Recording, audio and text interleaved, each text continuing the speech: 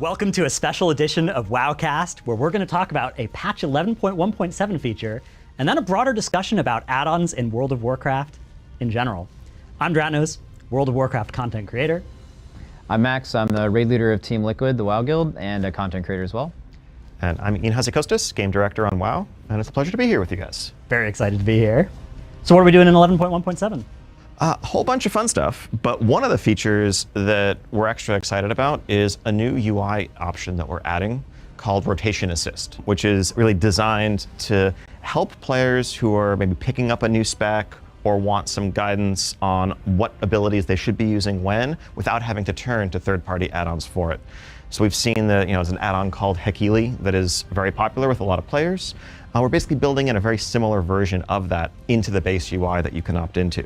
That will, no matter what DPS spec you're playing, highlight the recommended next ability given your current energy, what's going on around you, and so forth. One extra thing that we're also going to do, which maybe goes a bit beyond what the add-ons can do, is also have a one-button version of that, where there'll be like a keybind that if you just want almost an auto rotation, you can opt into that, and it will just automatically cast the next recommended ability in the sequence. There'll be a small GCD penalty associated with that, but we want to make sure that this is for accessibility purposes, that it's there for people who maybe just honestly aren't interested in the gameplay of like mastering their spec.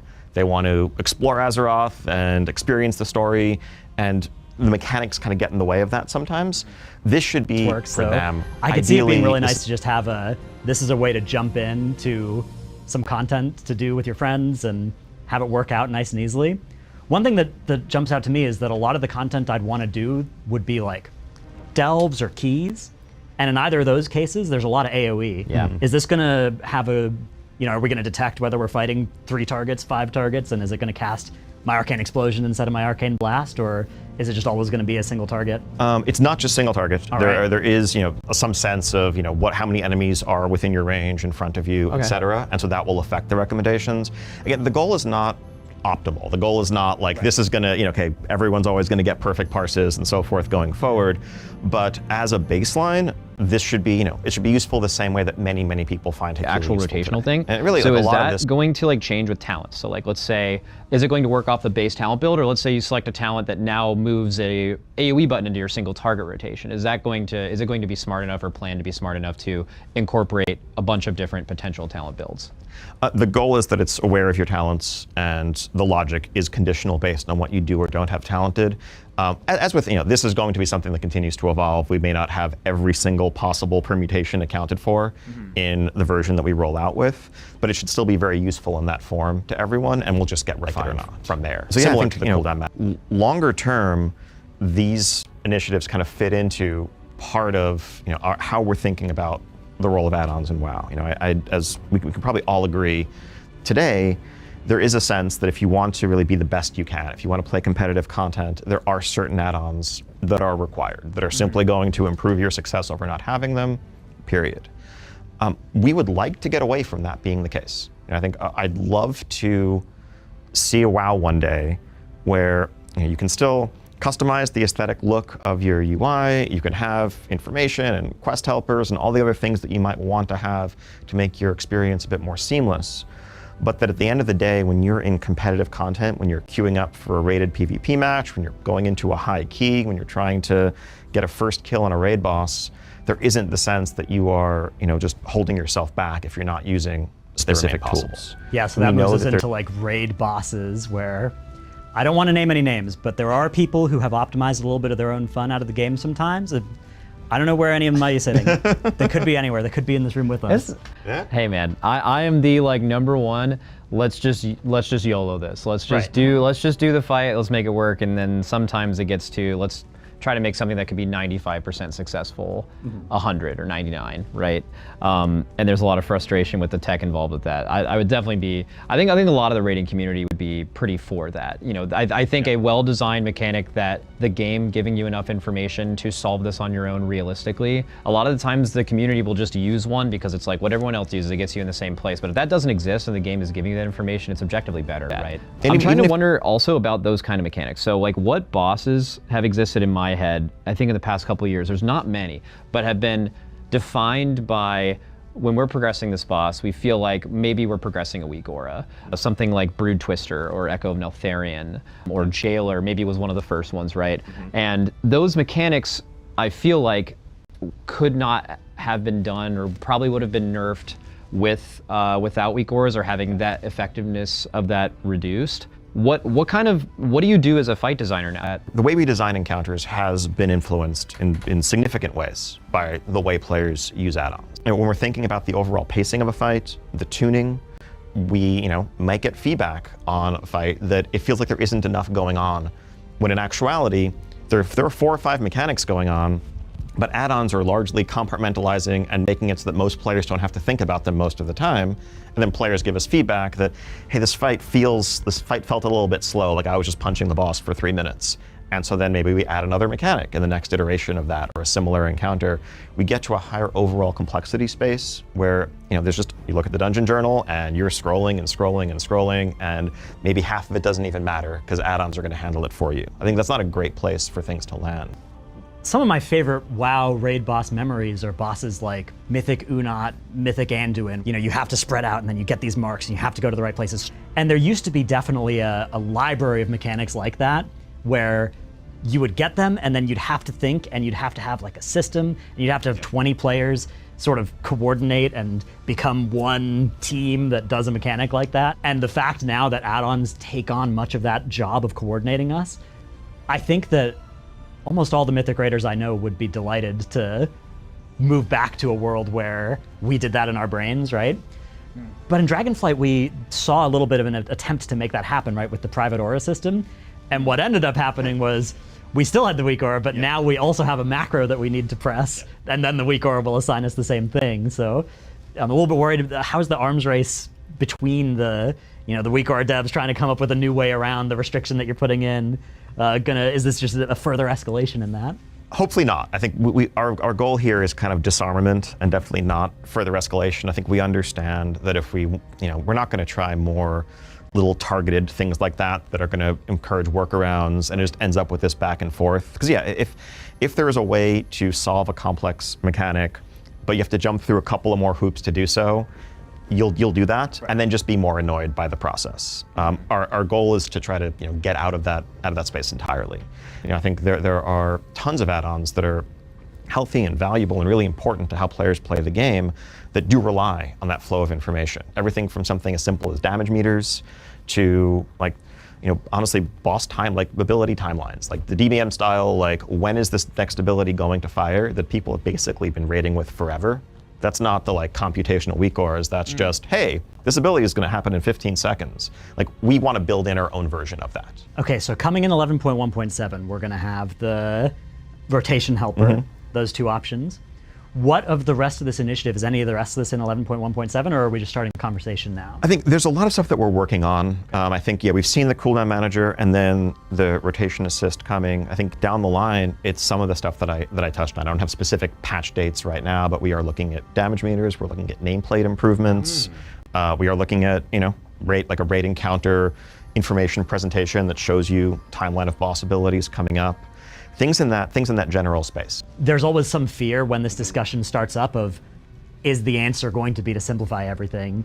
And I think it's really exciting to hear instead that the answer is, okay, we'll maybe simplify some of these huge outliers, but we're going to bring in the functionality that makes it so that instead of needing to download a weak aura to solve this, right, instead of needing to have a complicated assistant tell you, now you're supposed to press this button, now you're supposed to press this button, instead we're going to provide that information in a more clear way than looking at the top right of your screen to see your buffs. That's definitely the goal. I think we want World of Warcraft to be as approachable as possible, but we also love that the skill ceiling in the game is as incredibly high as it is. That allows for tons of differentiation and self-expression and accomplishment. When you were talking about add-ons that things have been in the game, been inspired by it, you mentioned a damage meter. Yeah.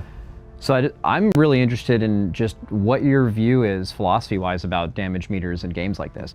That's a great question, and I think ultimately we have to be guided by what our community prefers and what we see them doing today. The single most popular add-on used across the entire game is a damage meter. by like a fair margin. Okay. The majority of players, the large majority of players, have a damage meter add-on installed. And so that indicates that people want to see that information at least about themselves. And so I think, we know that in any world where we were going to limit some of the ability of add-ons to like, again, do that real-time combat event tracking, we would need to provide a damage meter solution of our own. When we're talking about making these changes to what weak auras can do, is there an appetite for changing how heroic and normal raids function as well? Like, do we see these problems in there as well for what add-ons can do and how they solve things? Absolutely. I mean, I think it all trickles down, right? I mean, I think maybe even more, a larger percentage of players doing Mythic Raid might use specific weak aura packs than, let's say, normal. But those add-ons are used by the majority of players right now, and certainly other, boss mods are as well. And I think a lot of it just comes down to, what are the coordination challenges that we're presenting? If there's something that everyone is relying on a tool right now to assist with, we would have to change it to still keep it the same level of challenging, but without that same automation assistance. And that can take many forms. It can be there's one or two fewer things to soak. You have an extra couple of seconds to like actually spread out on the fly. It's a pretty common mechanic of like, all right, 3 people get a debuff and they just have to like run out in different directions from each other. People have been just kind of playing the game and doing those for years and years. But of course, if you can like, if the time you're given to react is so tight that you can't afford to do that, then people do gravitate towards, all right, we're going to put diamond, circle, and triangle on the ground. Everyone's going to get an auto-assigned marker, and you just know, like, I'm going to run to my marker to guarantee that it's executed correctly. Throughout the last couple years, especially in Mythic Plus, that had been ramping in complexity, you've seen, and actually, if you can go back, like you can see the amount of things that people have in their UI to help them know that something's happening. Is that something that you're looking to either have an ability to have that in the game, or is that something you don't want to have happen, where it's more like you're organically doing mechanics because you see them, or are you okay with all of the audio and visual aids that exist currently within add-ons? I think the answer is mixed there. I think like audio prompts are something that are super valuable to people. That's something we want to continue to add support for on our end as well. But on the UI front is we would want the ability to, on our end, flag mobcasts in Mythic Plus as like lethal, as like this should be a high priority interrupt, because we know players are going to basically look to solve that anyway. If there are 3 casters in a pack, and 2 of them it's actually kind of okay to let them free cast, but one of them, if they ever get a cast off, you're probably going to wipe. They shouldn't all just look indistinguishable on your screen, and us expect you to figure that out in your. If we're talking about maybe taking away my ability to air horn myself on a certain cast, something like that, if instead I have to be now looking at a mob and there is a sort of a visual language that I can come to expect, like if the mob is hunkering down and it's got particle effects around it, that means I got to kick it. I think that would be more fun for everybody as well, rather than having the air horns be the solution. So throughout the evolution of private auras, we've seen, initially when they came out, they were like kind of, a lot of friction was involved. Are there lessons you've learned there of like, this is actually how we can design mechanics or kind of assignment things going forward? And then also, is this, if done successfully, would this also remove private auras as what would have been, I guess, kind of a temporary solution to the weak aura problem? Yeah, we've definitely learned a lot from how private auras have rolled out. Certainly we understand that if we're ever using it on something that like is on a long enough time frame that macros are going to let you solve it and it's punishing enough to not solve it, all we're doing is creating an extra annoying hoop to jump through, and we like hotfixed off the private aura designation from some of those back in Amir Drasil, and we've let that shape how and where we use or don't use it going forward. And so yeah, I think examples like the Furak mechanic that you mentioned are ones where like when we know that everyone is on a level playing field, everyone just has to play the game, play the mechanic. We can tune it accordingly so that it's hard but doable. If you look at the history of bosses this would have affected, you actually, even looking at Mythic Plus, something where the complexity has gone down from pack to pack in this patch, but the reality is you can still find challenge in it because it's infinitely scaling, and you will get to a point where it's doing too much damage to you, or the amount of damage you need to do is too high. One of the central mechanics that was being solved by weak auras was like, all right, there's a whole bunch of soaks that need to be covered over the course of the fight, and it's not realistic to have that like 7 to 8 soaks up simultaneously, where you need to also account for like, well, this person just got targeted by a different mechanic, so they need a backup to go in and do it for them. Yeah, so it sounds initially like it's, we're restricting what add-ons can do, but really we're opening up the universe of mechanics that can exist in a WoW boss without Because there are so many that you could think of right now where all of them would be, this is going to get solved by this, right? This is going to get solved by this. But if that's not the answer, then now the designers have all these tools back, and we can get these mechanics that maybe haven't been used since MOP because we've been weak-oring them ever since. Are you worried that there has been this built-in reliance on it that might be hard to shake when creating new raid bosses? Absolutely.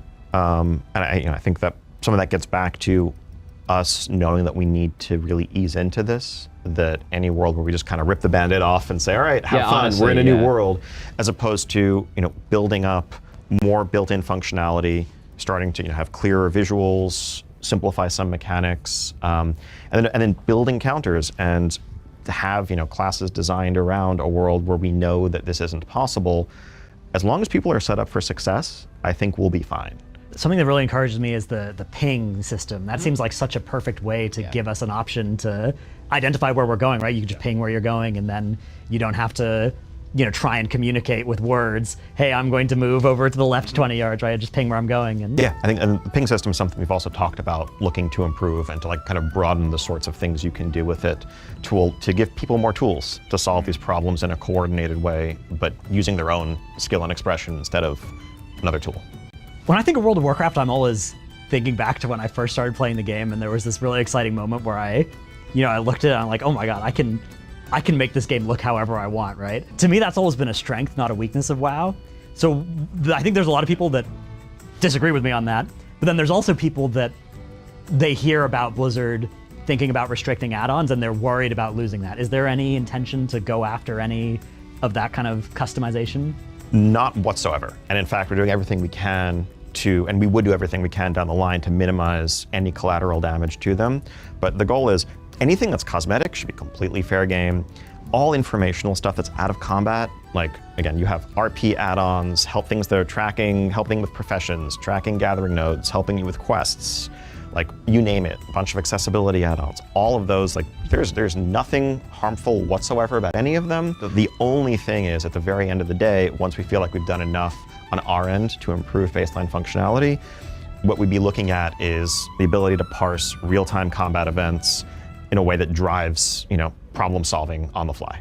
How much of this is, so the thing that's excited me also about edit mode has been, it's so clearly based on what the community has learned over 20 years, right? It's like, oh, the community has revolved around this as a solution for presenting this information. Let's give them that base in the UI rather than making them download something.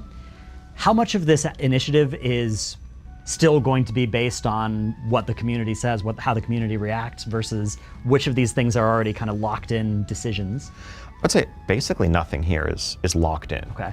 Really, my hope today is to kind of begin a conversation about that direction and what areas are welcome, what areas maybe have more to do to convince the community on, and what areas we might be wrong on and should reconsider. Because I think at the end of the day, this game belongs first and foremost to our millions of players. We're trying to serve them as best we can in the long run. And I think our sense is that for many players, the feeling that they have to download and use certain add-ons in order to play the game competitively isn't really part of what's attractive about the game or healthy in the long run.